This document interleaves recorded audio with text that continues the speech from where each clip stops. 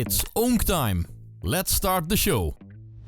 Welkom bij Midden-Limburg op zondag met Johan en Carmen. We hebben 2 mooie items voor jullie in petto. En we beginnen zo meteen met het stadhuis van Roermond. Want daarop staat het carillon, het beroemde carillon met het beeldenspel. Leon Lokkaert sluit daarvoor aan bij ons aan tafel om te vertellen over de beelden die in restauratie zijn ondergaan.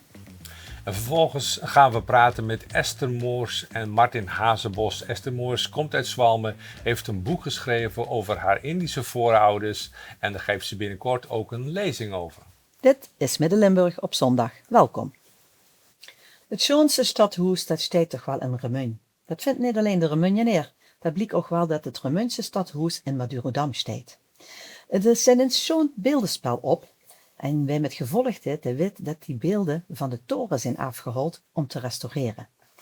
Maar ja, voorzitter Leon Lokkaert, welkom van de Stichting Bejaard Roermond. Stichting Stadsbejaard. Stadsbejaard Roermond. Ja, dat is wel het bijzonders wat op dat stadhuis staat erboven, of niet? Nee, het staat er nog niet zo lang. Het staat er wel lang, maar nog niet zo lang. Dus, dus eigenlijk was het carillon, het huisje voor het carillon staat er langer. Het carillon staat er iets langer en de beelden stonden er het kortste. Maar die beelden die hebben dermate veel mechaniek dat die ook het helsen slieten en die staan in weer en wind. Die maken wel de meeste indruk, want er staan gaat figuren op. Kent ze eens gaat aantippen? Nou, zo'n de 8 figuren die eigenlijk de Roermondse samenleving beroepsmatig vertegenwoordigen dan wel bekend zijn. Dr. Kuper staat er zelf achter, zo'n staat er natuurlijk op. Er zit de papiermaker op, en vroeger was er gewoon een papierstad van de papierindustrie. Er staat de kleermaker op, dat is de enige die echt geposeerd is op de vader van Harry Muurmans. Die destijds ondersteund heeft, gesponsord heeft. We hebben Maria Theresia, inmiddels is de adoptieouder van Marianne Smitsmans geworden. Hè? Dus een geschenk van haar 10 jaar aan haar. Dus een soort sponsoractie van ons. Wie heb ik nog meer? We hebben de vuurmaker, dingen Rockwool Lapines, de Smitsen. Dus we hebben de nacht, die vertegenwoordigt de gekkigheid en de vastelovensvereniging in het algemeen. En misschien dan nu in het bijzonder de bisschop, Damiaan van Hoensbroek. De meest Burgondische bisschop die er geweest is. Van dit. Die ook dit jaar, ook deze ronde weer gesteund wordt door onze bisschop, of we er vorige week nog over gekald hebben. Mooi. Heb ik ze dan allemaal gehad? Ik geloof het niet. We hebben nog de orgeldraaier, ja. Familie Hinze ondersteund en weer ondersteund. Dus ja, fantastisch. Met het appje. Ja, in 1994 is dat op het stadhuis geplaatst. Het lijkt op dingen die je ook ziet bijvoorbeeld in Oost-Europa. Ja. Wat was het idee daarachter? Nou, het idee was eigenlijk dat oorspronkelijk wilde Jan Daniel Zaliger, waar mijn vrouw 7 jaar mantelzorger van is geweest, die gaf toen bij zijn afscheid als burgemeester, dat is dezelfde 30 jaar geleden, of meer dan 30 jaar geleden, aan van we hebben een huisje voor het carillon, we hebben klokken inmiddels, die moeten bespeeld worden. En toen kwam Hans Kremer, ook Zaliger, die was nogal actief in het verenigingsleven samen met de Juniorkamer op het idee om daar poppen op te zetten, beelden. En zo de samenleving te representeren, om het nog meer opsmuk te geven met een hele lichtshow erop en zo. Dat licht dat is een beetje wat minder door de jaren heen, maar ja, de poppen zijn denk ik een attractie bijna. Absoluut. Ja. Ja, dat is een van de toeristische dingen in Roermond die je toch wel gezien moet hebben, denk ik. Ja. Maar het gaat niet alleen om de poppen, ze draaien en ze beelden uit de beroepen die ze voorstellen. Het gaat ook om het carillon dat bespeeld moet worden van jullie stichting. Dat is het belangrijkste. Nee, dat is niet het belangrijkste. Het ging om het carillon. Als er een carillon is, dan heeft het pas waarde als je het bespeelt. En de stichting die bestaat bij de gratie van een fonds wat opgericht is uit de revenue die Jan Daniels bij zijn afscheid vergaat heeft. Hij zegt, geef mij geen cadeaus, stort geld in een fonds. En dat fonds beheren wij om het klokkenspel te laten bespelen door Rozenberg Seuntjes tegenwoordig, die dat uitstekend. Ja, onze stadsbijaard. Die doet er verschillende klokken in het land en internationaal. Dat is een prachtige, creatieve dame. En daarnaast zorgen wij voor het reguliere onderhoud van het klokkenspel.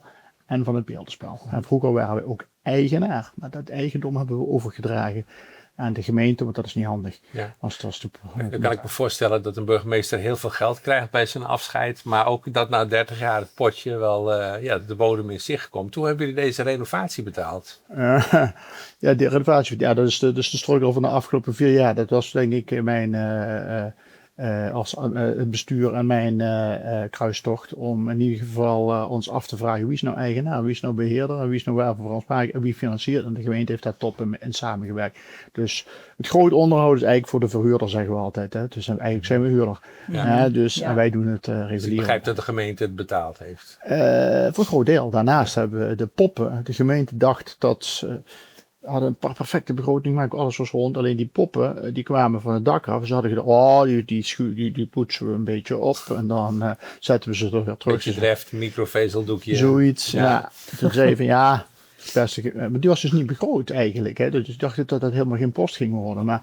En wij hebben de stichting gezegd, ja, als je ze je haalt ze er nou vanaf. Ja. De grootste kosten zijn het eraf halen, want er komt een hoogwerker. Ja.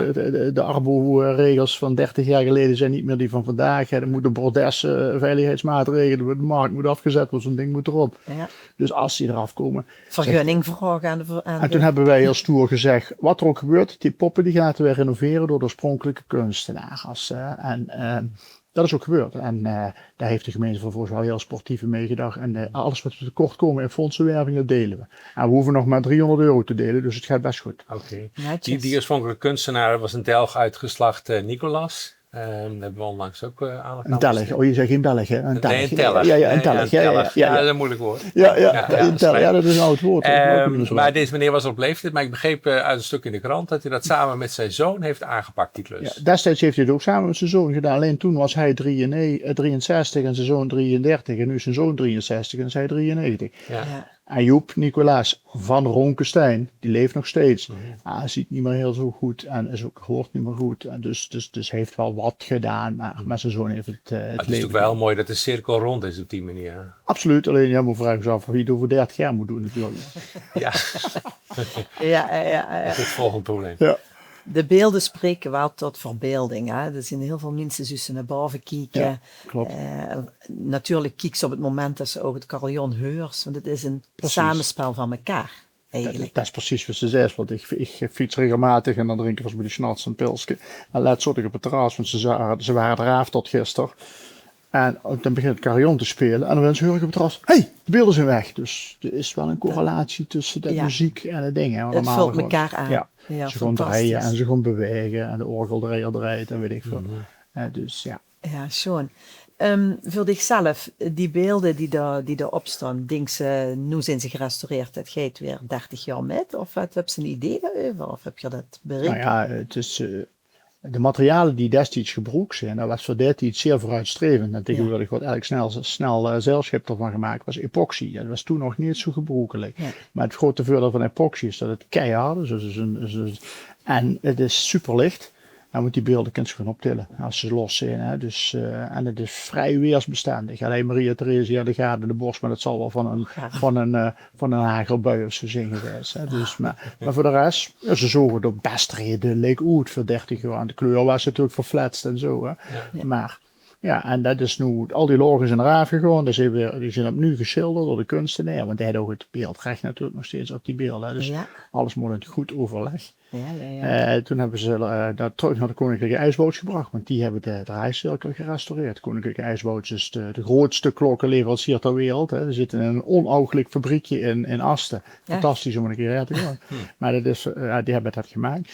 En die hebben hier weer erop gezet, door getest en weer aan draaien gebracht. En voor de weg is dat spectaculair. Ze zijn niet op de grond op de cirkel gezet, is dat zo over de piek gezet, over de draaicirkel, staat er weer op. Was het spannend?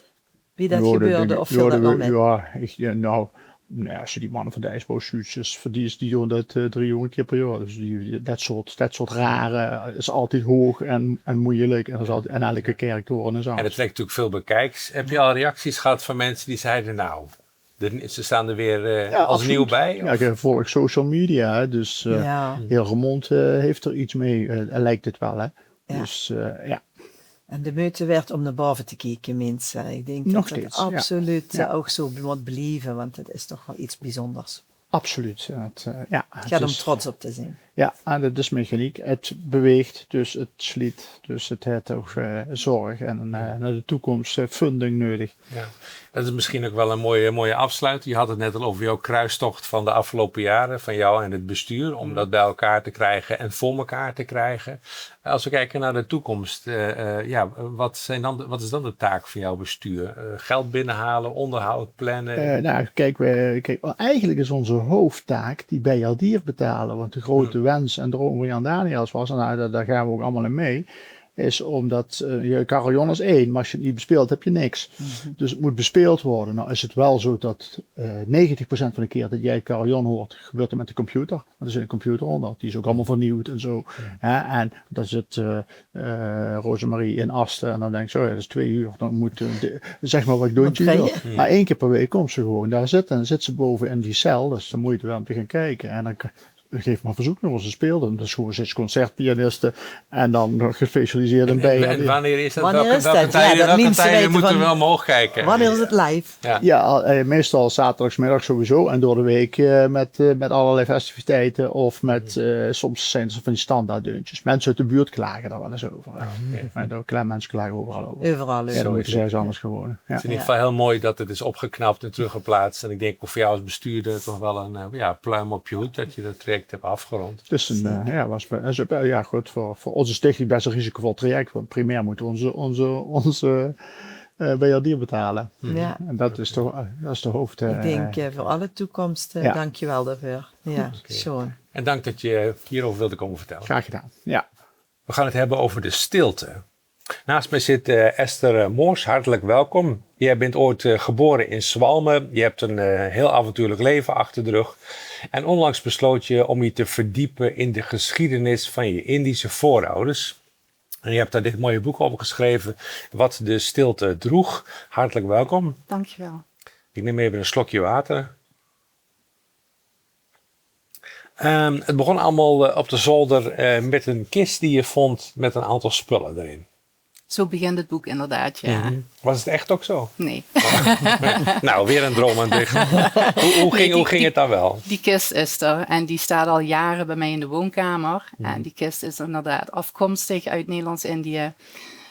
Ooit meegenomen geworden door mijn overgrootoma eigenlijk. De moeder van Emma, mijn oma Emma. Maar ik vond het wel een mooie ingang om daar het boek mee te beginnen. Omdat in die kist zit natuurlijk een heel leven. En dat leven heb ik eruit willen halen. Om te vertellen, om door te geven. Ja, ik heb het boek mogen lezen. Wat vooral opvalt is de rijke beeldspraak die erin zit. De rol die stilte spreekt. In stilte die aanwezig is of niet aanwezig, het geluid wat niet aanwezig is. Maar ook in het zwijgen. Want je neemt ons mee eigenlijk naar de tijd waarin jouw oma en opa elkaar ontmoeten. Kun je daar wat meer over vertellen? Ja, mijn oma is een Indische vrouw. Zij is in Nederlands-Indië geboren, opgegroeid. Mijn opa die is van Herten afkomstig en is als jonge soldaat in de jaren 30... heeft hij zich vrijwillig aangemeld bij het Koninklijk Nederlands-Indische leger. En is naar Nederlands-Indië vertrokken. Eigenlijk meer in de zin van nieuw bestaan opbouwen. Niet in de zin van, er komt dadelijk een oorlog en ik moet daarin mee gaan vechten Ja, of de zo. verschrikkelijke dingen Inderdaad, meemaken. dat was niet zijn intentie natuurlijk om dat te gaan doen. En daar was toen ook geen sprake van op dat moment dat ging gebeuren op die manier. Toen is hij in 1937 daar naartoe gegaan als jonge soldaat. Daar heeft hij mijn oma leren kennen. Kort na de ontmoeting zijn ze getrouwd. Ja. Ter plekke, daar zijn ze getrouwd. In een kerk in Ja. Solo op Java, waar mijn oma... En was het dan al de opzet van dat ze mee naar hier zou komen of dat hij daar zou blijven? Dat hij daar zou blijven, Dat hij daar zou ja. Hij diende in het KNIL. En Ja. de bedoeling was dat hij inderdaad daar zijn loopbaan verder ging voltooien. Ja, klopt. Maar je gaat heel snel er doorheen, want het boek gaat er iets langzamer over. Wat vooral opvalt is de sfeer die geschetst wordt, zei ik al, de beeldspraak. Het is verzengend heet, het is stil, het is rustig. Het leven heeft een vast ritme. En wat ik fascinerend vond om te zien is hoe je opa eigenlijk toenadering zoekt tot jouw oma. Met daar allemaal verschillende figuren tussen. En dat gaat in een voor onze begrippen zeer langzaam tempo, met heel veel wat niet gezegd wordt. Ja, mijn opa heeft oma dus voor de eerste keer in een kerk gezien daar. Mijn oma was dirigente. En toen hij in de kerk zat, had hij zoiets van, oh, leuke vrouw. En na die ene mis waar hij bij aanwezig was, is hij samen met een kameraad van hem is hij mijn oma achterna gelopen, niet wetende dat naast mijn oma haar moeder meeliep. Ze dachten eerst dat het een vriendin was of iemand. Nou ja, toen volgde al snel de ontmoeting net nadat ze in een of andere rosse buurt terechtkwamen. Het leidde tot verwarring, hè? Want ze dachten, waar komen we nu uit? Wat voor meisje loop ik nu achterna? Precies, ja. Maar ja, gelukkig was het niet waar mijn oma woonde, maar was het een beetje verderop in een of andere wijk waar ze woonde toen dat tijd. Ja, daar aangekomen. Mijn overgrootoma, dus de moeder van mijn oma, zij leefde onofficieel gescheiden van haar man. Dus mijn oma is, ik weet niet op welke leeftijd dat het is, maar op een gegeven moment is zij niet verder opgegroeid met haar vader. Maar ze woonde bij een oom van mijn overgrootoma. Ja. En bij aankomst daar in huis, ja, toen was het, wie ben jij? Ja. En, hij maakte op een subtiele wijze eigenlijk wel duidelijk, want hij zat dan in het leger, dat hij nog niet zoveel voorstelde. Nee, hij was een soldaat, dus hij had nog geen strepen. Dus eigenlijk het eerste wat die oom zei was, nou ga maar eens eerst laten zien wat jij kan en ga eens wat strepen verdienen. En dan kom je maar weer eens terug. Ja. Uiteindelijk in het proces komt het dan toch goed, al wordt er wel heel weinig gesproken. Hè? Ook op het moment dat er eigenlijk, zoals we maar zeggen, groen licht komt. Dat is ook heel kort. En is het nou zo dat hij dat eigenlijk die cultuur zich meer of meer heeft eigen gemaakt in dat proces? Of gaat het wat te ver? Heb je daar ooit met ze over kunnen spreken? Nee, helaas helemaal niet. Nee. Echt alles wat ik weet heb ik het laatste jaar eigenlijk bij elkaar geraapt. En hoe heb je dat gedaan? Het begon eigenlijk 5 jaar geleden. Toen ik bij een tante van mij op bezoek was, de zus van mijn vader. En daar lag een klapper op tafel. En ik maakte de klapper open. Ik ben best wel nieuwsgierig van aard. En toen ik de klapper openmaakte, zag ik allemaal documenten van mijn opa. Van de tijd toen hij in Nederlands-Indië was, als militair. En ik was aan bladeren, ik kwam allemaal mooie dingen tegen. En op een gegeven moment zag ik daar brieven van mijn oma in liggen. En ik begon te lezen. En met dat ik aan het lezen was, begon ik te huilen. Ik kreeg een brok in de keel. En het eerste wat bij mij binnenkwam was, waarom wist ik dit niet? Ja. Maar is dat misschien ook omdat die cultuur van zwijgen, dat die nog steeds voortduurt eigenlijk? Ja, nog steeds. Ja, en vooral in de eerste generatie en ook naar de tweede generatie toe. Daar werd gewoon niet over gepraat. Je bent er toch in gedoken. Je hebt een aantal dingen boven water gehaald. Ja. Als we het verhaal verder vervolgen, dan er komt oorlog. Er speelt van alles op de achtergrond. Er is een bevrijdingsbeweging in Indonesië, of wat nu Indonesië heet. Maar eerst komen de Japanners nog, want er is een wereldoorlog. En die vallen ook binnen. En dat is ook een hele vervelende tijd. Dat klopt. Ja, dat was in 1942. Ja. En toen zat mijn opa op dat moment al gestationeerd in Palembang op Sumatra. Oma was meegekomen. Inmiddels hadden ze al 2 kinderen, jonge kinderen. En op het moment dat de Japanse inval plaatsvond, was mijn oma op de kazerne. Mijn opa die zat bij de vliegvelden. En toen barstte de bom, letterlijk. Ja. Uiteindelijk is hij dan, ze worden in kampen, komen ze terecht. Er gebeurt eigenlijk heel veel. Een hele heftige emotionele wissel heeft dat getrokken. Blijkt dat ook uit de teksten en de documenten die je hebt teruggevonden? Ja. Kun je daar een voorbeeld van geven? Ja, mijn opa heeft een hele staat van dienst heeft hij opgeschreven, waarin per jaartal eigenlijk hij opschrijft wat er gebeurd is. En ook wanneer hij in krijgsgevangenschap genomen is geworden, wat er ook gebeurd was op de dag dat hij krijgsgevangene werd genomen. En dat hij inderdaad daarna naar de Bijlmersporenweg heen moest. Is dat heel zakelijk opgeschreven of ook met, want dat wordt natuurlijk gecontroleerd wat ze... Nee, de staat van dienst, het kan zijn dat ze dat later hebben geschreven. Dat weet ik eigenlijk niet hoe dat Ja, want naast in je die zit tijd... Magden. Ja, Ja, zal misschien later opgetekend zijn. Hè? Want op dat moment zat hij natuurlijk Precies, daar, ja. zeg maar. Hè? Dus dat zal Ja. later aan zijn ja, als hij staat van dienst zijn toegevoegd. Ja. ja. Want hij werkt aan de Birma-spoorlijn. Nou, Ja. dat is natuurlijk een berucht verhaal. Dat, daar werden mensen te werk gesteld om te sterven eigenlijk. Heeft heel veel slachtoffers. Ja, eh, zeker. Dus, Heel veel. maar uiteindelijk komt het dan toch goed. Hij komt verder. Ja. Dan vertrekken de Japanners. En dan Maar toen was komen de het nog niet was vrijheidsstrijders. het nog steeds niet klaar. En toen hadden we de Bersia-periode. En toen zaten opa en oma daar nog steeds. klaar. Mijn opa die zat nog steeds in krijgsgevangenschap. Ja. En mijn oma die inderdaad tijdens de Bersia-periode, tijdens de Japanse bezetting is zij vrijgebleven van de kampen. Maar toen die onafhankelijkheidsoorlog begon, toen moesten zij ook de kampen in. Dus zij moest met haar moeder en met haar kinderen en de baboe, dus de huishoudster, de oppas, moest zij inderdaad ook de kampen in. En, ja. Wie waren dan de opzichters op dat moment? Is dat bekend? Wie heeft die kampen beheerd? Martin, is dat bekend? Ik zou het niet weten. Ik zit niet in Nee, Dat ja, ze dan- hierin. want dat is op zich wel een goede vraag. Ja. Want de grote politieke ontwikkelingen in de wereld, waar ze dus wel mee te maken hebben, die beschrijf je eigenlijk als een heel dun lijntje in het boek. Het is dus vooral echt een persoonlijk boek geworden. En dat Ja. vond ik wel Ja. mooi. Ik wou de lezer wil ik meenemen naar de personen achter de oorlog. En ik wilde ze laten voelen en proeven over hoe het daar ging. Dus ik wou ze echt letterlijk meenemen vanuit die zolder in Herten Ja. naar Java. Ja.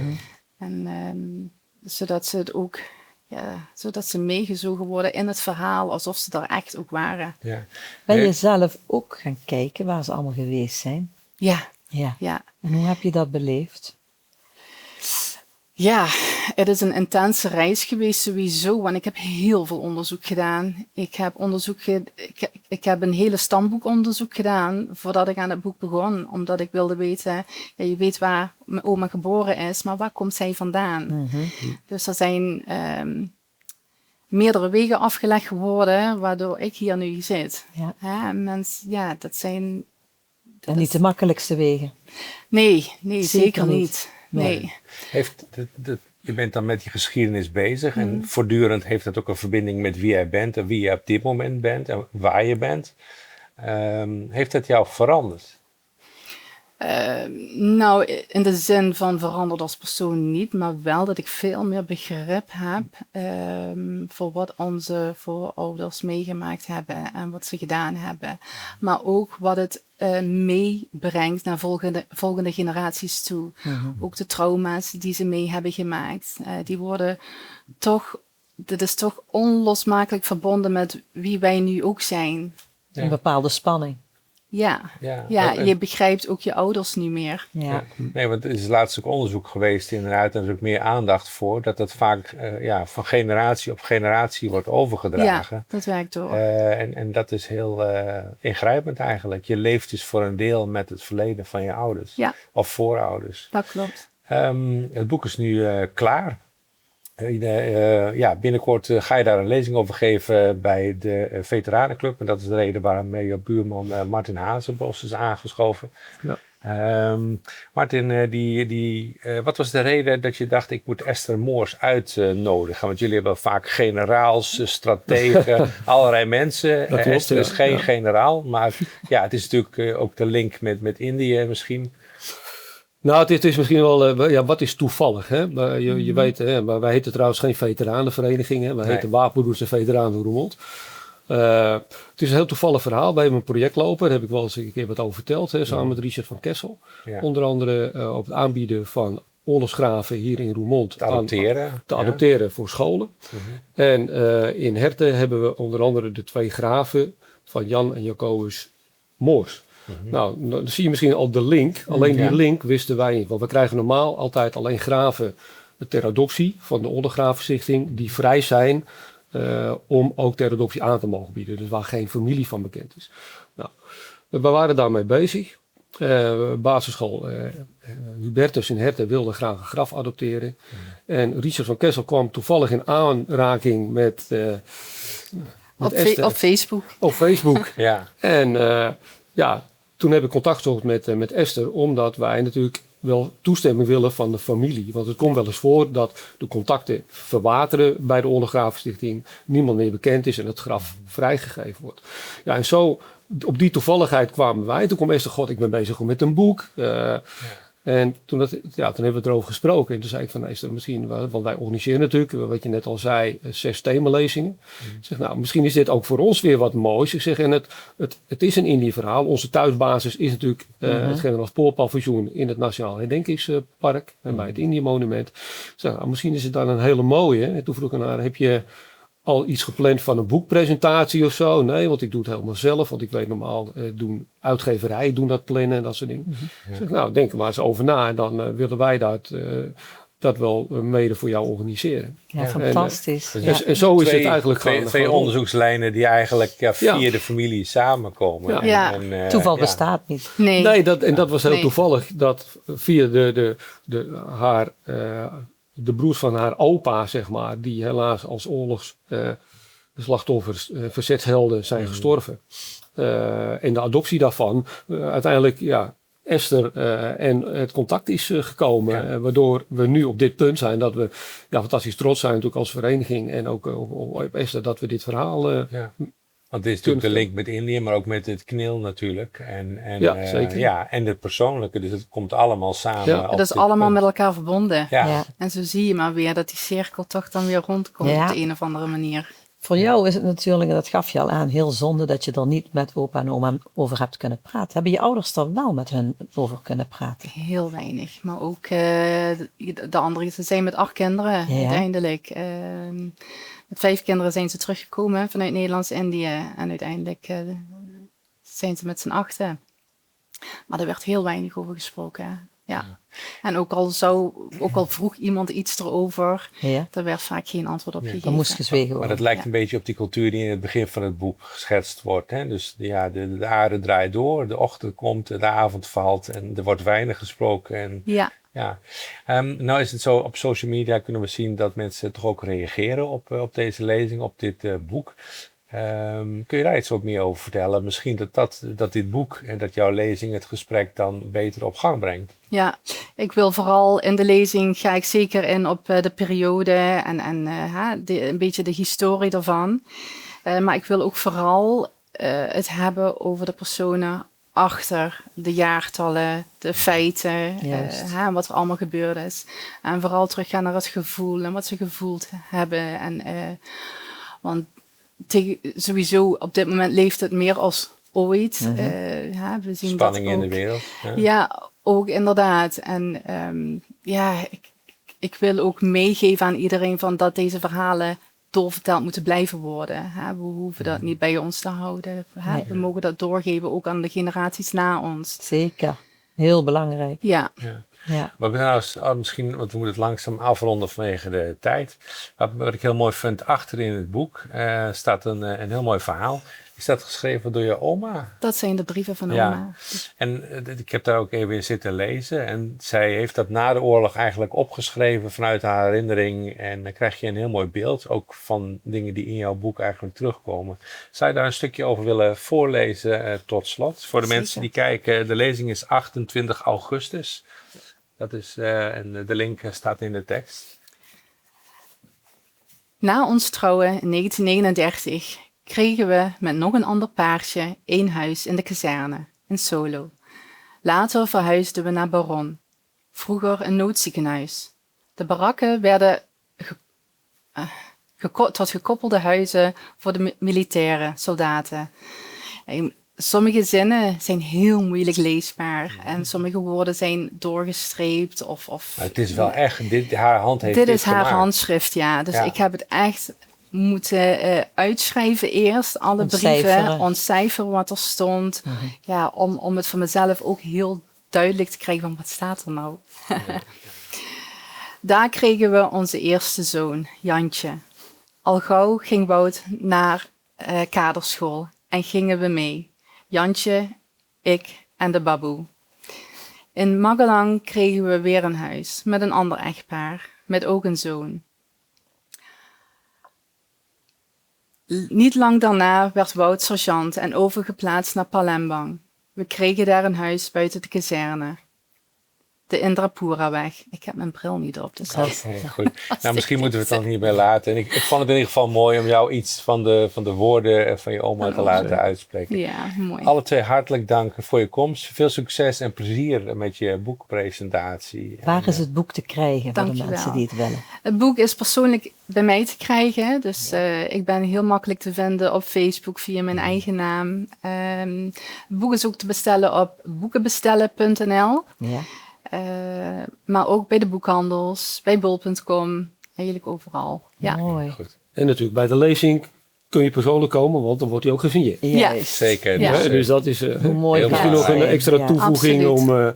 om, als je dit mooie boek zou Ja. willen hebben, dat er ook een persoonlijke noot door Ja. Esther tijdens de Ja, Ja, een heel mooi presentatie. eerbetoon aan niet alleen je opa en oma, want dit is een verhaal wat voor heel veel verhalen nog daarnaast staat. Ja, Dankjewel. Dankjewel. Graag gedaan. dankjewel. Ja, beste kijkers, dit was Midden-Limburg op zondag met Johan en Carmen. Dank voor het kijken, dank aan de gasten in de studio. Heb jij nou een mooi verhaal te vertellen? Of iets anders wat je zegt, dit wil ik wel onder de aandacht brengen? Laat het ons weten en wellicht ben jij de volgende keer bij ons te gast. Tot volgende week. Deze uitzending wordt mede mogelijk gemaakt door Kampeerwinkel Roermond en EuroPC Roermond.